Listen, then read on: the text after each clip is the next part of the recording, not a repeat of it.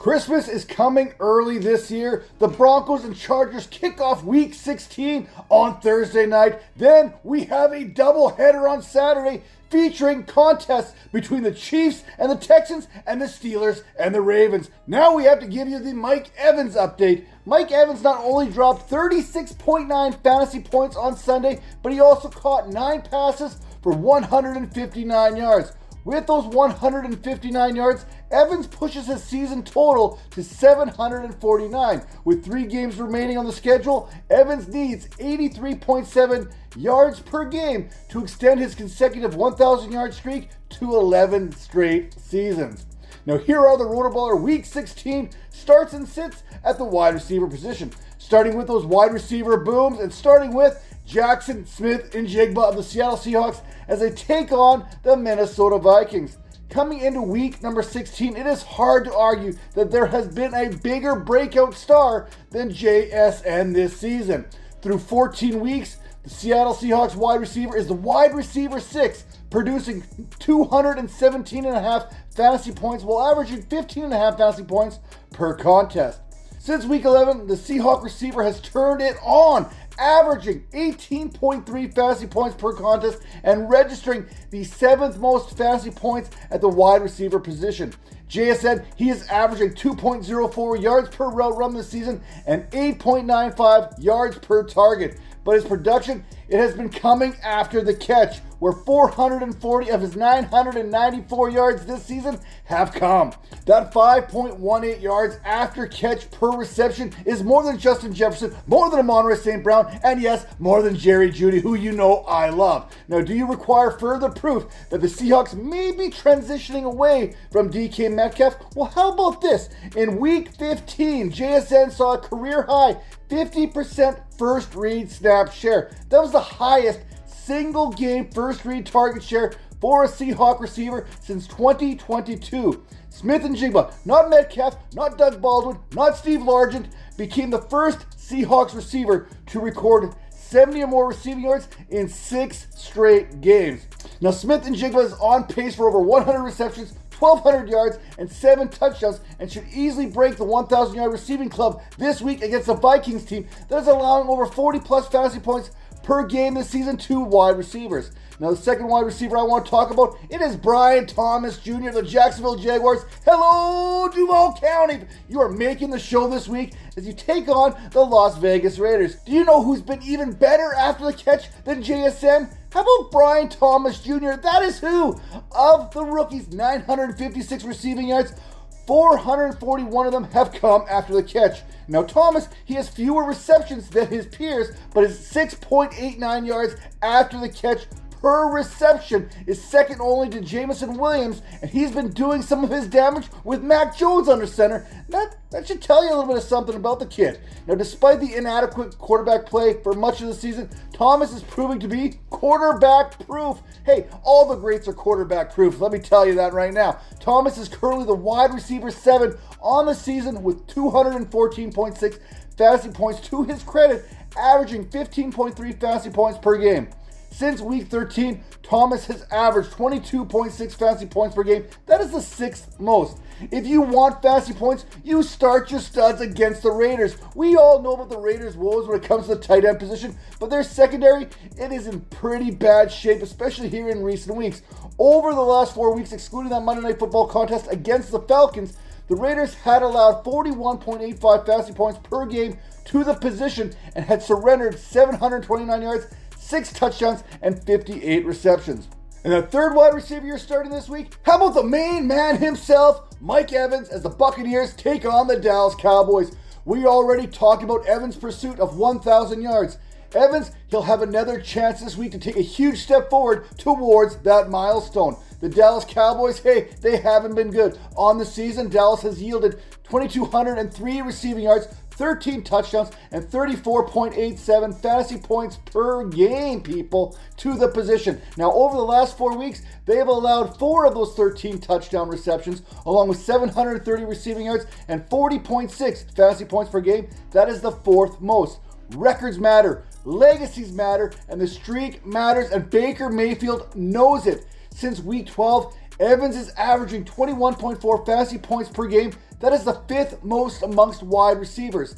In Evans' last 4 contests, the Buccaneers receiver has averaged 103.5 yards per game and has produced 414 of his 759 receiving yards.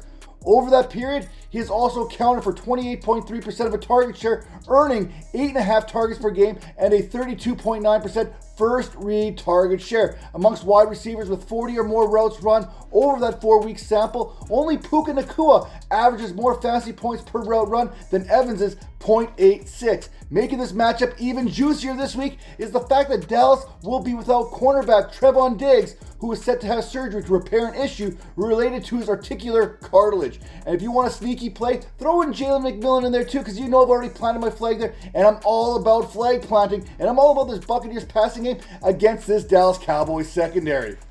Now, those wide receivers that you're fading this week, it starts with Terry McLaurin of the Washington Commanders as they take on the Philadelphia Eagles.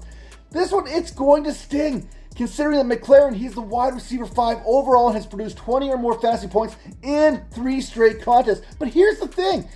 The game before that little streak, that came against the Philadelphia Eagles. And in that game, McLaurin, he was held in check by Quinyon Mitchell and company. In that Week 11 contest, the Eagles held McLaurin to just 1 reception, resulting in 10 receiving yards.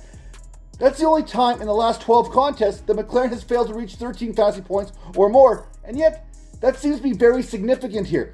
I always like to throw in a temper your expectations pick, so here it is.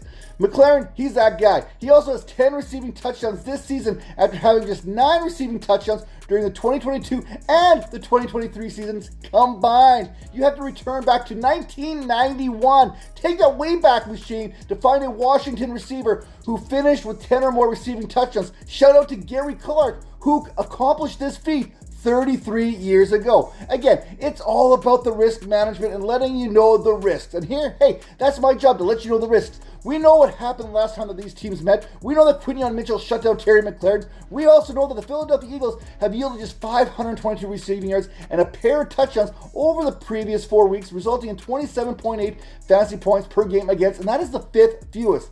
The Eagles, they've been even stingier when we take a look at the big picture here on the season. They are allowing the 2nd fewest fantasy points per game. Another wide receiver that I'm seeing this week, Michael Pittman Jr. of the Indianapolis Colts, taking on the Tennessee Titans. When Anthony Richardson returns to the starting lineup, you're going to find yourself on the weekly sit list, especially if your name is Michael Pittman Jr. Anthony Richardson, talented. Michael Pittman, talented as well. However, combining these two is the equivalent of fantasy football, oil and water, and they just kind of repel one another. Since week number 8, Pittman has just 1 fantasy finish with more than 10 fantasy points. Pittman has averaged just 8.2 fantasy points per game over that period, and his 49.2 fantasy points, that lands him as the wide receiver 7. That's basically a wide receiver 6 at best, or flex option 4.